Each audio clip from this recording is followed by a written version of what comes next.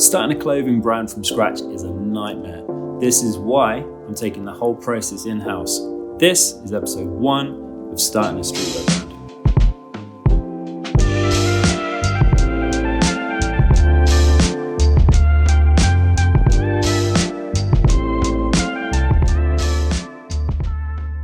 So today marks the start of a brand new journey for the brand. I'm really excited to share this with you. So I've been going down various rabbit holes over the last couple of years. So I've wanted to do a streetwear brand for ages. And a couple of years back, when I went on Instagram, I decided that I really wanted to make designs that I just wish I could go and buy. Like, you know, it's just a genuine passion type thing.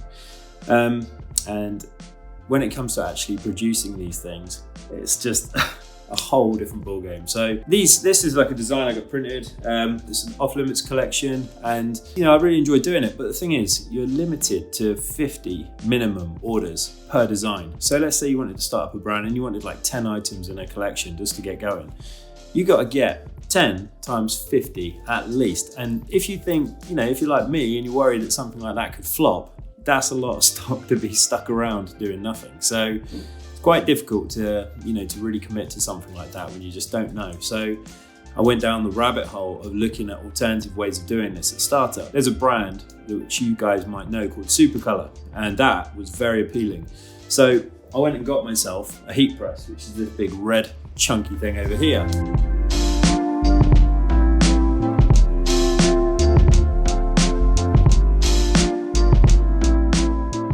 Brands like Supercolor is priced per sheet. So let's say you got an A3 print and you had loads of different designs on it. Yeah, it's viable because you can get loads of things printed up on that.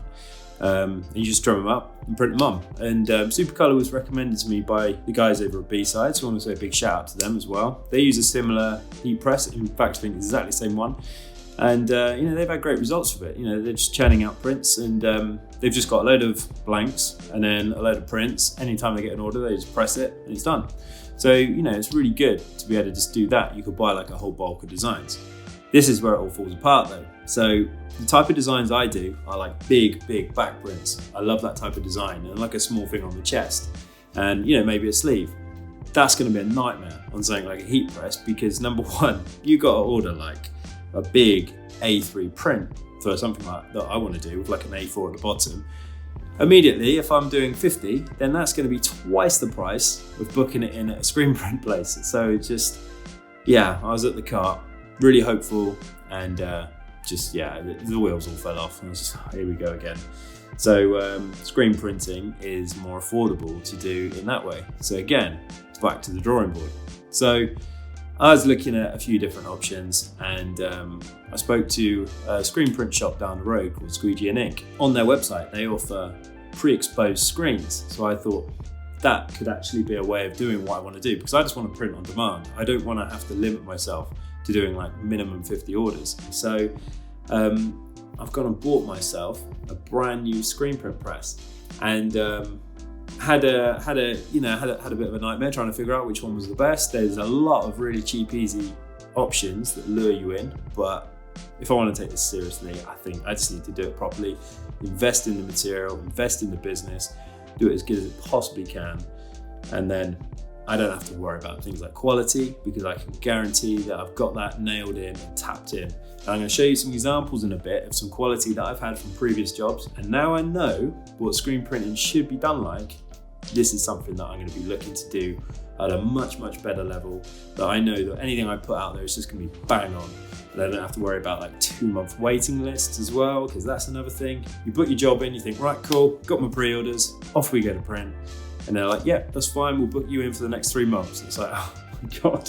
You've got to explain to your customers that it's going to be 3 months wait. Anyway, the list goes on. So this is the start of a new journey of doing everything in-house, and really excited to take you on the journey. So this way. So here we go. Got my delivery that's just arrived today. So these are just a couple of things to get me going. So I've got some extra tack. This is to stick the garments down when I'm putting them on the press. And for now, instead of buying a flash, I'm going to be using this heat gun. So the idea behind using this heat gun is that obviously I could have a flash dryer, which I'm sure a lot of screen printers are going to say, you need a flash dryer, which, you know, is fair enough. It may get to the stage where I need that. But in terms of lugging this big clunky thing around for now, I've been advised that this air gun will probably take about 10 seconds to just quickly dry something. And then I'm going to be curing it on the heat press that I was initially going to be using for the Supercolor prints. I've got some tape to go around the screens and some Plastisol inks as well. So these are going to be a lot easier than working with water-based inks, especially for apparel. So I'm going to be using those. So I've got a white one. I've got my squeegees. So I've got a big one. This one will be for the big long back prints. So it's that one. I've got another small one as well. So this will be for smaller details. This will be for like chest prints and so on, and maybe some neck labels. Got a nice bright orange ink as well. So again, this one is like a little sort of signature color that I tend to use a lot. There's a lime green as well that I really want to get my hands on, but small steps. And got a classic, sorry, this is the white one. The other one I showed you earlier is the black. So yeah, so I've got a black and a white and an orange set of inks. So that's the first box. So it needs other big boxes. I've got the big unit for the screen print press to go on. And over here in the big boxes, I've got the Riley Hopkins 250 with micro adjustments as well. And you know, for me, I didn't really want to be messing around. If I'm going to be starting to do like 2 color, 3 color, whatever it is, I don't want to be messing around, like knocking things into place. I want to know that I can just do these micro adjustments and just have a much better time with it. So I just wanted to show you guys some of the prints that I've had done in the past. Now, these are a couple of old garments. This one, granted, was a sample, but you can see it's kind of warped at the bottom, so it looks like it's been stretched. Also, the collar print, the neck print, that came out tiny. That was supposed to be a lot bigger. You can see the chest graphic as well is really stretched. And if you compare it to the one that was done right, you can see the difference. So the artwork has been stretched.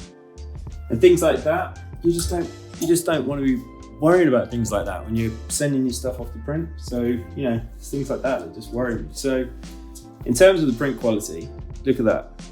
You stretch it and it's ripping, and that should not be cracking. So that shows it hasn't been cured. And again, this one, that's been cured there. Well, I mean, it's starting to crack now, but these are things that I've learned now from going down these rabbit holes. And hopefully you guys, if you're getting into this for the first time, you might be learning a thing or two as well.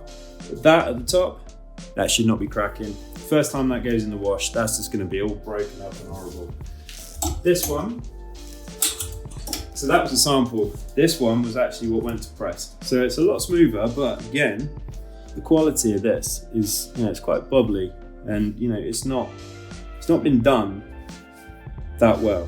So if you have a look in the corner, then you know, it's this bit here. I guarantee if I stretch this is gonna crack. So there you go, look at that. That should not be happening. So it's stuff like that that I really wanna make sure I'm doing properly and I'm curing things properly. So anything that's got my name on it is as high quality as it possibly can be. So with all that in mind, it's time to crack open this new screen print press. So I've opted for the 250, the Riley 250, which is my son's name. So hopefully that's going to bring me some good luck. And I got a unit as well to put all my screens in when I'm not using them as well. So let's put this thing together and hope that I'm not here for the next 2 days screwing the thing together.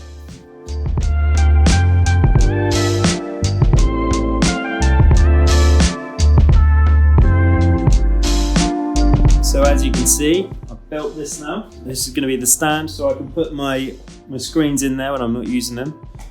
So yeah, I mean, I could have got like another thing, but I figured that would be, you know, the best thing to do just to get what's already made for it.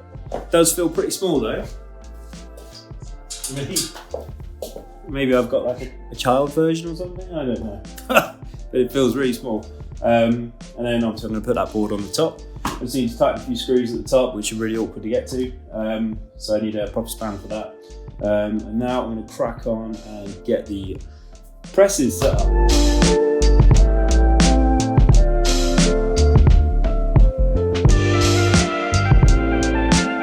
Alright, so I'm I must admit that was really, really simple to make. You literally just screw them in. So I thought we'd save the last one and I'll show you how easy it is to put together.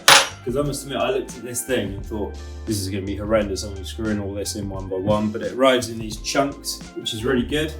So nice and straightforward. So we literally just slot this in. I mean, I've had a little bit of struggle with some of them getting in. They've been a little bit too tight, but I guess that's better than being all loose and shit and baggies.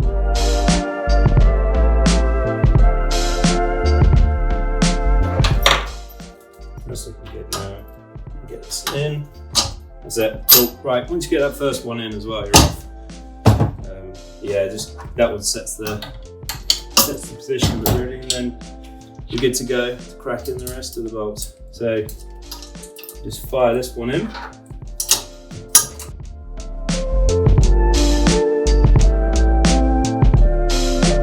Right, and then put these springs in. So you want to have these facing up. You hook them in. And I have seen people say that this is a two-man job getting this together, but it really isn't. You just got to kind of think on your feet a little bit, be creative with how you do it. So get one spring lined up, then put your hand around the back to hold it in place, pull it back, clamp that down, and then got this one for the top. And again, super easy. You just got to whack this one in with this rubber bit in the middle, which is a little bit of a bugger to get off when it comes in the packaging. Let me just loosen that up and screw it.